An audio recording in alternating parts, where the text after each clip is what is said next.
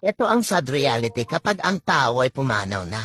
After 1 hour ng libing mo, yung pamilya mo na umiiyak ay magsisiwian na at magpapakain sa mga bisita. And after 2 hours, may mga ibang bisita na darating or magde-text at hihingi ng pasensya dahil hindi sila nakarating sa libing mo. After 6 hours, ang mga bisita ay magsisiwian na at ang pamilya mo ay nagsisimula na magplano na mga gagawin sa susunod na araw. After 24 hours, yung naiwan mong cellphone ay may mga message na darating sa pag-aakala nila na buhay ka pa. Pero ang hindi nila alam ay nag-uumpisa ng kinakain ng bakterya ang iyong katawan. After 5 days, yung pamilya mo ay salo-salo na kumakain habang ikaw ay nabubutas na ang katawan.